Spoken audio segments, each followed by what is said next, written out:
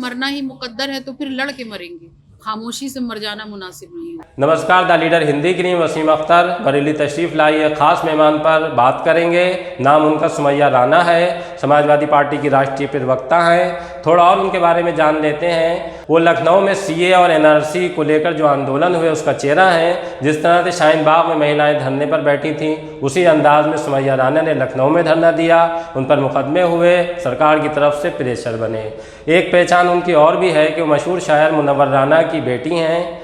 Samajwadi party में शामिल होने के बाद उन पर जिस तरह से आरोप लगे कि उनकी एक बड़ी बहन कांग्रेस में है, खुद वो समाजवादी पार्टी में, और पिता मुनव्वर राना कभी कभी भाजपा की प्रशंसा कर जाते हैं। इन तमाम सवालों के जवाब उन्होंने जिस खूबी से दिए, हमें उनसे बात करने के बाद ये अंदाज़ा साफ तौर पर हो गया कि वो समाजवादी पार्टी के भविष्य हैं। जिस तरह से वो बात कर रही थी, जिस तरह उन्होंने बरेली आकर और सब जगह जाकर समाजवादी पार्टी की ज़मीन तलाशी है, जिस तरह उन्होंने सधे हुए शब्दों में भाजपा को निशाना बनाया, उससे उनकी खूबी झलकती है। वो चूँकि एक पत्रकार भी रही हैं, तो वो चीज़ों को ठीक तरह से देख रही हैं, समझ रही हैं। उसके बाद ही उनका ये आकलन था जो चुनाव होने जा रहा है उसमें समाजवादी पार्टी किस तरह से भारतीय जनता पार्टी पर भारी रहेगी। उन्होंने तमाम तर्क दिए हैं। आइए हम आपको सुनवाते हैं कि हमारे सवालों पर उन्होंने किस तरह के जवाब दिए हैं। तो क्या लगता है कि सीन बदलेगा या ऐसे ही रहेगा? देखिए, बदलाव तो होना है, क्योंकि पिछले दिनों आप कोरोना के फर्स्ट वेव से फिर पहले तो दाने दाने को मोहताज, फिर सांसों को मोहताज, तो ये जो लोगों के अंदर जो दहशत थी फर्स्ट में और सेकंड में, जो वो दहशत एक तरीके की पीड़ा में बदल गई। तो ये सब चीजें लोग, मुझे नहीं लगता कि जल्दी भूलेंगे। और ऐसे वक्त में जब हम लोग उनके साथ खड़े थे और उन लोगों की मदद कर रहे थे, और ऐसे वक्त में हमारे देश के प्रधानमंत्री जी जो 15 लाख देने की बात करते थे और वो 5 किलो गेहूं पे आ गए, 5 किलो आटे पे आ गए, क्या जनता को पता नहीं चल रहा है? एक चीज़ बताइए, जैसे ये एक बड़े मुद्दे थी जिसकी आप बात कर रहे हैं कि जिस तरह से तमाम चीज़ें खराब हो रही हैं, अगर विपक्षी दल चाहे तो उनके लिए बहुत मजबूत ज़मीन तैयार हो चुकी है। लेकिन देखा वो सब चीज़ों को, चाहे वो कोरोना की दूसरी लहर हो और या और तमाम चीज़ें जो भी मुद्दे आ रहे हैं, किसान आंदोलन भी अभी तक देख लीजिए कि वो एक तरह से तड़प रहा है, कोई बहुत बड़ी उसकी आवाज़ नहीं लग सकी है। तो क्या वजह रही कि विपक्षी दल इन सब चीज़ों को भुला नहीं पाए जैसे उन्हें भुलाना चाहिए? देखिए, जहां तक मैं और तो नहीं बात करूंगी, विपक्ष में हम हैं समाजवादी पार्टी। हम लोगों के साथ, उनके जज्बात के साथ जुड़े हैं, उनकी तकलीफ के साथ जुड़े हैं। हमें भुनाना कुछ भी नहीं है। पहली चीज तो मुझे ये लफ्ज नहीं अच्छा लगा। हम साथ खड़े हैं तो तन मन धन से खड़े हैं, लेकिन जिस तरीके से सरकार विपक्ष का जो मनोबल है तोड़ने पे लगी है, मुंह कुचल रही है, जेलों में डाल रही है। पहले शुरू में यूएपीए का इन्होंने गलत इस्तेमाल किया। आज की तारीख में लोगों को मतलब ये था कि जिससे ये सब चीजें, आप भी मान रही है ना कि सब चीजें खराब हुई, लेकिन इन खराब चीजों का उतना इम्पैक्ट जनता में नहीं दिख रहा है जितना आप समझ रहे हैं। लोग, हम भी जनता के बीच में ही रहते हैं, तो उतना जितनी खराबियां हुई उस हिसाब से लोगों में नाराजगी नहीं हुई। जिससे कहीं ना कहीं तो विपक्षी भूमिका होनी चाहिए थी ना कि क्यों फिर उसकी भी वजह सुन लीजिए। इन्होंने जो संप्रदाय के नाम का जो जहर घोला है लोगों में, एक और दोनों तरफ से अब बात बराबर से चलनी शुरू हो गई है। पहले तो सिर्फ हम आरएसएस को इस चीज का जिम्मेदार मानते थे, अब एक दूसरी विंग निकल आई है जो मुस्लिम आरएसएस है, जो ओवैसी साहब की पार्टी है एमआईएम। तो जो इनकी सोच है वो उनकी सोच है। वो हिंदू हिंदू करते रहते हैं, मुस्लिम मुस्लिम करते रहते हैं। वो अपने हक की बात करते हैं, ये अपने हक की, लेकिन देश की बात कोई नहीं कर रहा है इनमें से। ना वो देश की बात कर रहे हैं, ना ये देश की बात कर रहे हैं। जब ऐसे में इतनी बड़ी लाइन खींच दी गई हो तो उस लाइन को मिटाने में वक्त लगेगा। अगर हम पूरी कोशिश करें कि जोर जबरदस्ती से किसी को मनवा लें कि नहीं साहब ये गलत है या वो अच्छा है या वो अच्छा है गलत, वो होगा नहीं। वो सब एक सिस्टम से चलेगा। पहले हमारी पूरी कोशिश ये है लोगों के बीच जाके जनता से जुड़े, जो हमारे कार्यकर्ता कर रहे हैं, हम लोग कर रहे हैं, और उनको इस चीज़ के लिए कन्विंस करें कि धर्म एक बिल्कुल पर्सनल मैटर है। आप चाहे इधर का धर्म हो या उधर का धर्म हो, उससे आपको रोजी नहीं मिलेगी। आपको पेट भरना है तो आपको बाहर निकलना पड़ेगा, आपको पढ़ाई करनी पड़ेगी, आपके बच्चों को स्कूल भी चाहिए, आपको स्वास्थ्य सेवाएं भी चाहिए। इन सारी चीज़ों को लेके हम बीच में जा रहे हैं।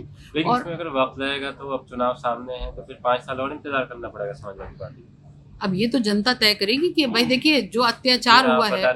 वक्त रहेगा, जैसे जो नहीं, अभी एजेंडा ये भाजपा ने सेट कर दिया है ना कि चुनाव इसी पर होगा। अब देखिए, मैं तो यही कह रही हूँ, अभी हमारे पास जो वक्त है 2-4 महीने का, 5 महीने का, जो भी वक्त है, हम लोग आज से नहीं, कम से कम बहुत दिनों से इस चीज़ में लगे हुए हैं कि लोगों के बीच जाएं और उनको समझाएं।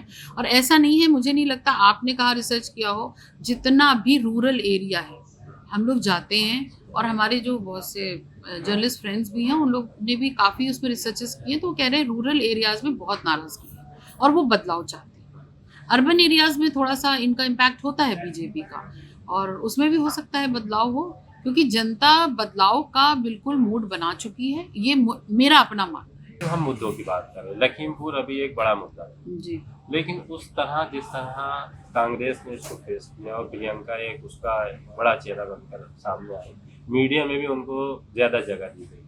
जैसे अखिलेश जी पर ये आरोप लगा कि वो अगर जाना चाहते तो वहाँ तक चले जाते, लेकिन वो घर से निकले और उन्होंने अपनी गिरफ्तारी दी।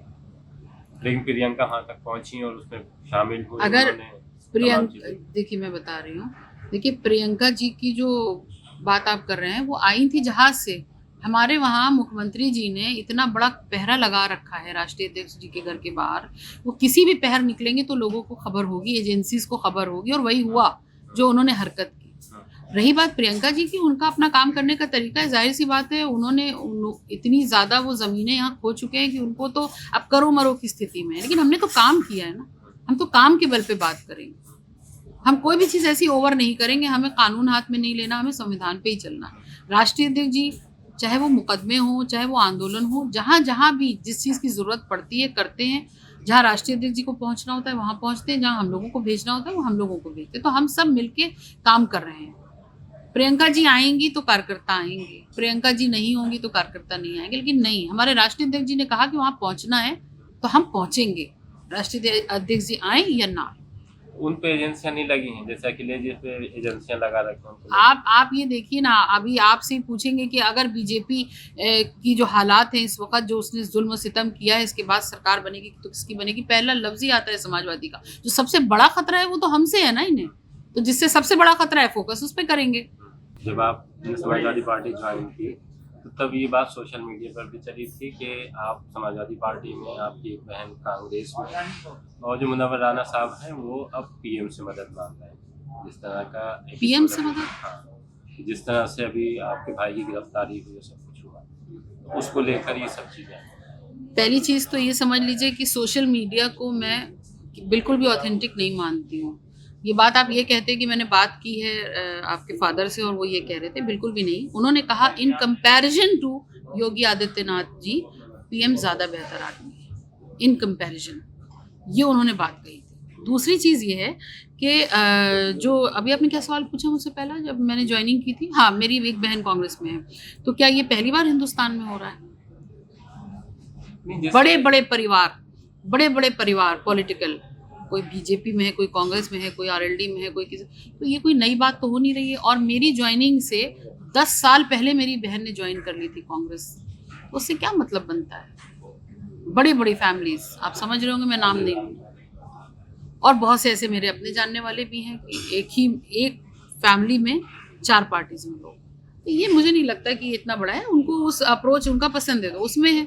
मुझे लगा कि मैं प्रदेश की पॉलिटिक्स करना चाहती हूँ, मेरा अपना जो है वो दायरा उत्तर प्रदेश है, और यहाँ पे सबसे बेस्ट समाजवादी पार्टी है जो हमारे हित की बात भी करती है, और उनका जो विजन है, जो अप्रोच है, वो मुझे बहुत ज़्यादा अपील करता है, इसलिए मैं समाजवादी पार्टी के साथ में अच्छा। आप बरेली आई, कई बहुत जगह घूमी हैं, क्या माहौल लग रहा है?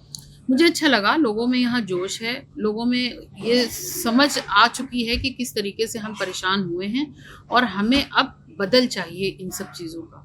क्योंकि बहुत दिन तक आप किसी के जज्बात और उनके जोश को जगा के नहीं रह सकते। कुछ वक्त तक के लिए तो होगा, लेकिन असलियत कभी ना कभी सामने आती है, और वो असलियत लोगों के सामने आ चुकी है। यहाँ के जो भी कार्यकर्ता, जो पदाधिकारी मिले, पार्टी के भी खासकर, उन सब लोगों का जोश और उनकी हिम्मत इस बात की मैं बिल्कुल कायल हूँ कि उन्होंने बहुत अच्छे तरीके से काम करना शुरू कर दिया, और मैं उम्मीद करती हूँ और भी ज़्यादा। और सबसे मेन चीज़ है एकजुटता, जो संगठन को एकजुट होकर काम करेगा तो उसके रिजल्ट्स और ज़्यादा अच्छे। एक चीज़ मुझे दिख रही है, क्योंकि शायद आपकी नॉलेज में भी आई हो, कि 9 विधानसभा है। 9 विधानसभा में अभी हम देखें तो 25 और 30 तक उम्मीदवार समाजवादी पार्टी के दिखाई दे रहे हैं। तो ये कहीं जब एक को टिकट मिलेगा तो कोई नुकसान नहीं होगा? देखिए, ये हमेशा होता है, लेकिन ऐसा नहीं होता है। अब तो ये हो गया ना कि पर्सनल फ़ायदे के लिए, फिर वही बात हो गई कि आप पर्सनल फ़ायदे के लिए हैं या आप ये सोच रहे हैं। ठीक है, हर आदमी की ख्वाहिश होती है उसको टिकट मिले, वो विधायक बने, होती है। जब हम पॉलिटिक्स में आए तो ये ख्वाब तो हो सकता है, लेकिन अगर हम सचमुच में पार्टी के हित की बात करेंगे तो हम, अगर किसी का भी टिकट हो जाएगा तो हम काम उसी तरह ईमानदारी से पार्टी के लिए करते रहेंगे। और जो खासकर अब हालात बदले हैं, तो अब इस सरकार को बदलने के लिए हमें अपनी बहुत सी ख्वाहिशात को कंट्रोल करना पड़ेगा और इस सरकार के बदलने का पूरी कोशिश करनी पड़ेगी। आप एनआरसी और सीए का चेहरा रही हैं लखनऊ में, खासतौर से जिस तरह से शाहीन बाग से महिलाओं ने आवाज़ उठाई, उसी तरह से आपने वहाँ प्रयास किया। लेकिन बाद में ये देखा गया कि वो आवाज़ जितनी मजबूती के साथ उठी थी उतनी ही तेज़ी के साथ वो दब गई। क्या वजह थी इसकी? देखिए, जो आवाज़ उठी वो मजबूती थी, और दबने में उसकी जो सबसे बड़ी वजह थी वो हम सबको मालूम है कि कोरोना की जो आमद हो गई थी, जिस महामारी की वजह से शासन और प्रशासन ने दबाव बनाना शुरू कर दिया था कि ये जनता हित के लिए है, और हम लोग अगर इस तरीके से वहाँ पे लोगों के जमावड़े के साथ बैठे रहेंगे तो ये इन्फेक्शन फैलने का डर है और इससे बहुत बड़ी प्रॉब्लम हो जाएगी। तो कहीं ना कहीं यूँ कह लीजिए कि इनको एक मौका मिल गया था कोरोना का नाम लेके, और कोरोना में सब कुछ हुआ। कोरोना में जनसभाएं हुई, कोरोना में मुख्यमंत्री जी ने हमारे जो है बहुत बड़े पैमाने पर उद्घाटन किए भीड़ ले जाके। उसी कोरोना के दौरान हम पर 144 को तोड़ने का इल्ज़ाम लगता है, हमारे ऊपर मुकदमे होते हैं, लेकिन उसी 144 के बीच में गृह मंत्री जी आते हैं पूरे अपने लाव लश्कर के साथ। लेकिन क्योंकि सरकार उनकी है, कुर्सी उनकी, सत्ता उनकी, पुलिस उनकी, तो वो कुछ भी कर सकते हैं। और इन्होंने जिस तरीके से, आप ही कहिएगा जोश में कमी, हमारे घंटा घर से 5 महिलाओं की मौत हो गई और एक भी महिला उसमें से कम नहीं हुई ये कह के कि भैया हम नहीं आएंगे, कुछ भी हो सकता है। नहीं, उन्होंने कहा ठीक है, हमने तो ये भी बोला था कि मरना ही मुकद्दर है तो फिर लड़ के मरेंगे, खामोशी से मर जाना मुनासिब नहीं हुआ। तो हमारा तो ये जज्बा हमेशा से था, लेकिन हम लोगों ने जितनी जिम्मेदारी से अपने देश के प्रेम को जताते हुए, लोगों की सुरक्षा को देखते हुए हमने अपने कदम वापस किए थे। इसको कोई हमारी कमजोरी ना समझे, ये हमारी मजबूरी थी उस वक्त। अब इसको हमारी कमजोरी ना समझा जाए। जब जब देश में इस तरह के काले कानून आएंगे हम बैठेंगे, और कहीं पर भी जज्बे में किसान आंदोलन से हम कम नहीं हैं। वक्त पड़ेगा तो हम ज़्यादा ही नजर आएंगे। आप पत्रकार रहीं, फिर आंदोलनकारी बनी और अब आप समाजवादी पार्टी का हिस्सा हैं। तो ये बदलाव जैसे कोई स्थायित्व नहीं दिख रहा है। देखिए, पत्रकारिता का तो मसला ये था कि ये मेरा शौक रहा हमेशा से, अच्छा लिखना पढ़ने का मुझे शौक था। एज ए प्रोफेशन मैंने कभी किसी चीज़ को तरजीह नहीं दी। पापा की कलम शायरी पे चलती थी, मुझे लगता था कि जो हालात हैं, थोड़ा मेरा इनकलाबी मिजाज रहा है, वो शायरी से इनकलाब लाने की कोशिश करते हैं। मुझे लगता था कि पत्रकारिता एक अच्छा ज़रिया हो सकती है, लेकिन मुझे बड़े अफसोस के साथ कहना पड़ता है, आप भी पत्रकार हैं, कि मुझे लगा कि मेरी कलम को बहुत सख्ती है और इतनी आज़ादी नहीं है। सोशल एक्टिविज़म मेरी, जिसको कहना चाहिए जुनून है मेरा, कि लोगों की मदद करना, जो भी मुझसे अल्लाह कराता है मैं करती हूँ। और जो हालात बने पिछले 2014 से हम बात करें, जो मॉब लिंचिंग सामने आई, जिस तरह महिलाओं के साथ हुआ, जिस तरह एक विशेष वर्ग को या धर्म को टारगेट किया गया, तो ये सोशल एक्टिविज्म का एक हिस्सा है कि हम उनके साथ खड़े हों, उनके लिए आवाज़ उठाएं। हम ही तो आवाज़ बनेंगे। वो दबे कुचले लोग जो जिनकी रोज़ी रोटी पलना मुश्किल हो रही है, तो हम उनकी आवाज़ बनना चाह रहे थे। तो हमारा जो पत्रकारिता का सफ़र था वो पहली सीढ़ी थी, हमारा जो सोशल एक्टिविटी है वो दूसरी सीढ़ी है। और आप कह रहे हैं कि मैं राजनीति में आई, पॉलिटिकल अवेयरनेस ज़रूरी है, हम सब ये बात मानते हैं। खासकर हमारी कम्युनिटी में इस चीज़ की बहुत कमी पाई जाती है, और ख़ासकर महिलाओं में। तो मुझे ये लगा कि कहीं ना कहीं जब तक आप पॉलिटिकली स्ट्रांग नहीं होंगे, हमारे देश का जो ढांचा है, जो स्वरूप है, आपको मालूम है कि वो पॉलिटिकल, उसका बड़ा महत्व है।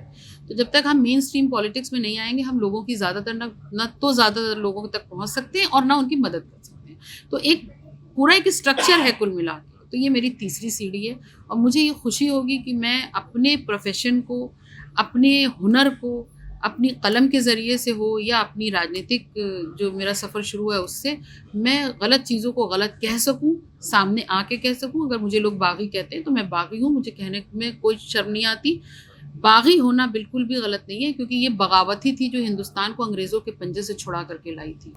और ये वही बगावत है जो काले कानून, गलत और बुराइयों से बचा करके देश को निकाल करके लाएगी, जो पिछले कुछ सालों से हमारे ऊपर धुआं बन के, काला धुआं बन के छाया हुआ। लेकिन समाजवादी पार्टी जितनी महिलाएं, जैसे हम 9 विधानसभा बरेली में बात करें, तो उस रेशो में टिकट तो मिलता नहीं है समाजवादी पार्टी। देखिए, इस पे भी बात चल रही है। हमारा जो मैनिफेस्टो तैयार हो रहा है उसमें डिम्पल यादव जी जो मैडम है वो भी उसमें इन्वॉल्व हैं और तमाम लोग हैं, राष्ट्रीय अध्यक्ष ये भी बात कर रहे हैं कि किस तरह महिलाओं की भागीदारी को बढ़ाया जाए। सिर्फ टिकट मिलना is not a big deal. बात यह है कि अभी हम कितना स्ट्रांग हैं फील्ड में। टिकट देने का मतलब भी मैं हमेशा ये लोगों से कहती हूँ कि पॉलिटिक्स ज्वाइन करने का मतलब चुनाव लड़ना ही नहीं होता है। पॉलिटिक्स का असल मतलब अगर देखा जाए तो वो सोशल वर्क ही होता है। आप लोगों के बीच जाते हैं, समस्याएं लाते हैं, फिर उनका हल निकलता है, आपकी सरकार है तो आप मदद करते हैं। तो एक्चुअली सोशल वर्क का ही एक दूसरा स्वरूप है। लेकिन जहाँ तक महिलाओं की भागीदारी की जरूरत है, पिछले दिनों जब से मेरी ज्वाइनिंग हुई है उसके बाद से देखिए मुस्तकिल महिलाएं ज्वाइन कर रही हैं। महिलाओं के संगठन पे पूरा जोर दे रहे हैं राष्ट्रीय अध्यक्ष जी, और आने वाले वक्त में और ज्यादा महिलाओं के ऊपर इस पर बात भी होगी और जो भी उनको जिम्मेदारियां मजबूती से दी जानी चाहिए वो पार्टी देगी।